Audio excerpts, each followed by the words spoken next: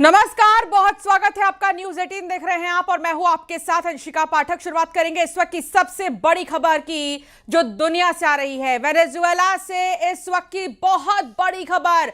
Venezuela में भूकंप से भारी तबाही आई है और वेनेजुएला में 10,000 लोगों के मौत की आशंका जताई जा रही है। राजधानी काराकास ला गुएरा में भूकंप से भारी तबाही आ चुकी है। भूकंप के बाद वेनेजुएला में आपातकाल की घोषणा की गई है।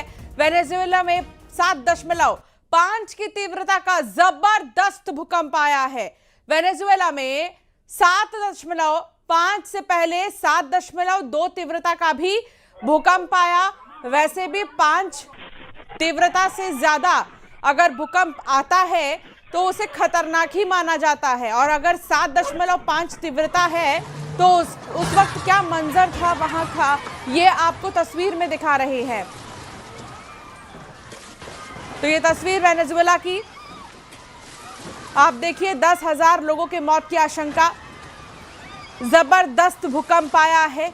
7.5 तीव्रता का ये भूकंप जो बेहद खतरनाक, 10,000 लोगों के मरने की आशंका जताई जा रही है। सुबह सुबह ऐसा मौत का भूकंप आया कि 10,000 लोगों की जान जाने की जानकारी मिल रही है। हालांकि अभी कोई पुख्ता आंकड़े नहीं आए हैं आधिकारिक तौर पर। इसकी जो पुष्टि है बहुत जल्द होना अभी बाकी है। चिंता का विषय है ये वाकई में कि क्या मंजर है, क्या मंजर होगा इस वक्त वहां का। वेनेजुएला में जबरदस्त भूकंप के झटके महसूस किए गए हैं। वेनेजुएला के उत्तरी तट के पास गुरुवार को आए 7.5 तीव्रता के शक्तिशाली भूकंप ने भारी दहशत फैला दी है। राजधानी काराकास में कई इमारतों को नुकसान पहुंचा है। कुछ इमारतें ढह गई हैं। भूकंप के झटके इतने तेज थे कि लोग अपने परिवार और पालतू जानवरों के साथ घरों और दफ्तरों से निकलकर सड़कों पर आ गए। अमेरिकी भूवैज्ञानिक सर्वेक्षण के मुताबिक मुख्य भूकंप की तीव्रता 7.5 मापी गई है। इससे ठीक 40 सेकंड पहले 7.2 तीव्रता का एक झटका भी आया था, जिसे फोर शॉक माना जा रहा था, और भूकंप का केंद्र मोंटाल्बान से करीब 28 किलोमीटर उत्तर पश्चिम में था। इसी इलाके में वेनेजुएला की कई बड़ी तेल रिफाइनरियां भी स्थित हैं। तो सोचिए कि कितना नुकसान रिफाइनरीज, इंफ्रास्ट्रक्चर, तमाम चीजों का तो होता ही है, लेकिन जान से बड़ी क्या चीज हो सकती है। 10,000 लोगों के मौत की आशंका जताई जा रही है। सोशल मीडिया पर सामने आए वीडियो में काराकास की कई इमारतों के ढहने और दीवारों के टूटे का दृश्य हम आपको दिखा रहे हैं। कई इलाकों में धूल का गुब्बार छा गया। बड़े पैमाने के मौत की आशंका है। भूकंप के बाद अमेरिकी सुनामी चेतावनी केंद्र ने शुरुआत में प्योर्टो रिको और वर्जिन आइलैंड समेत आसपास के इलाकों के लिए सुनामी अलर्ट जारी किया। बाद में हालात की समीक्षा के बाद इस चेतावनी को वापस ले लिया गया। साफ किया कि फिलहाल सुनामी का कोई खतरा तो नहीं है। लगातार आए 2 शक्तिशाली भूकंपों के बाद वेनेजुएला में राष्ट्रीय आपातकाल घोषित कर दिया गया है। सरकार ने हादसे में लोगों की मौत की पुष्टि की है। वेनेजुएला की कार्यवाहक राष्ट्रपति डेल्सी ने बुधवार को आए लगातार 2 जोरदार भूकंपों के बाद देश में राष्ट्रीय आपातकाल घोषित किया। टेलीविजन पर राष्ट्र को संबोधित करते हुए भी उन्होंने इस आपदा में जान गंवाने वालों का जिक्र किया।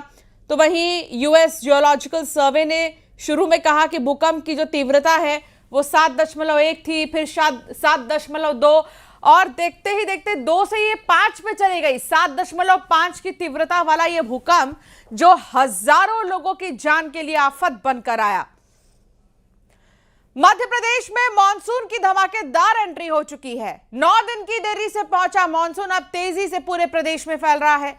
आधे से ज्यादा मध्य प्रदेश में बारिश ने दस्तक दे दी है, जबकि अगले 2 दिनों में पूरे प्रदेश के मानसून की चपेट में आने का अनुमान है। मौसम विभाग ने 46 जिलों में तेज आंधी, इंदौर समेत कई शहरों में 40 से 60 किलोमीटर प्रति घंटे की रफ्तार से हवाएं चल सकती हैं।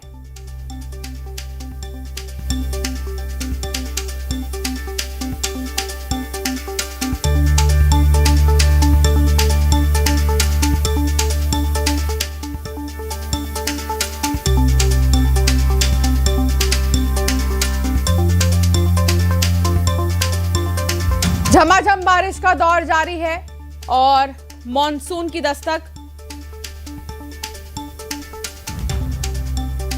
संवाददाता वासु चौरे हमारे साथ जुड़ गए हैं। वासु, मॉनसून की दस्तक हो चुकी है, मौसम कैसा है मध्य प्रदेश का और राजधानी का स्पेशली, क्या कुछ बदलाव नजर आ रहा है मौसम में?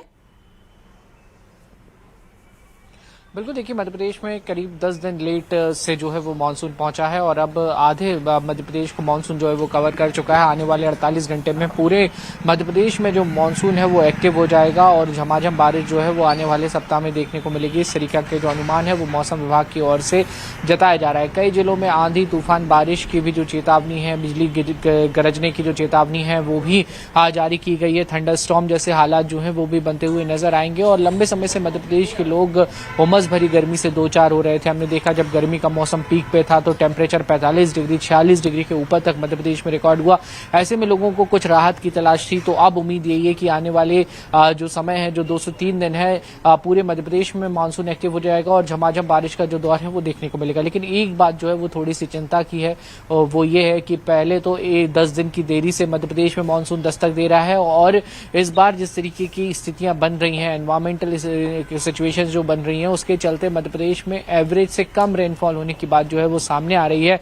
और अगर ऐसा होता है तो फिर जब आने वाले समय में जब ठंड और गर्मी का सीजन आएगा तब पानी की आपूर्ति में कुछ दिक्कतें जो हैं वो लोगों को सामना करना पड़ सकता है। क्योंकि पिछले 3-4 साल का अगर आप ट्रैक रिकॉर्ड देखें तो मध्य प्रदेश में औसत से ज्यादा बारिश हुई है, जिसके चलते चाहे नदियां हों, तालाब हों, डैम्स हों, वो सारे लबालब भरे रहे हैं। तो मध्य प्रदेश में पानी की कोई किल्लत 3-4 साल में नहीं देखी गई। लेकिन अगर इस बार कम बारिश होती है तो ये देखना होगा कि ये कितनी बड़ी मुसीबत का सबब बनता है। और लोग तो हालांकि यही उम्मीद कर रहे हैं कि ये कम बारिश का अनुमान जो है वो गलत साबित हो और ज्यादा से ज्यादा रेनफॉल जो है वो मध्य प्रदेश में हो, एवरेज रेनफॉल मध्य प्रदेश में हो, ताकि भरपूर पानी खेती किसानी के लिए, पीने के लिए और अन्य जरूरतों के लिए मिलता रहे। जी बिल्कुल, आप ठीक कह रहे हैं कि देखिए बारिश जरूरी भी है और अगर बारिश होती है तो फिर उस तरीके से रेन वाटर को सेव करने के तमाम जो तरीके हैं उन पर भी काम करना जरूरी हो जाएगा। बहुत शुक्रिया वासु जानकारी साझा करने के लिए। बिलासपुर से खबर है, जहां विवाहिता की संदिग्ध हालत में मौत पर सवाल उठ रहे हैं। पति ने फांसी लगाकर जान देने की बात कही है। मायके पक्ष ने हत्या की आशंका जताई है। पति पर दूसरी महिला से संबंध का भी आरोप लगाया है। मौत से पहले बहन को कथित चैट वीडियो भेज दिया था। परिवार वालों ने शरीर पर चोट के निशान का भी दावा किया है। इस घटना की सूचना नहीं देने का आरोप लगाया गया है।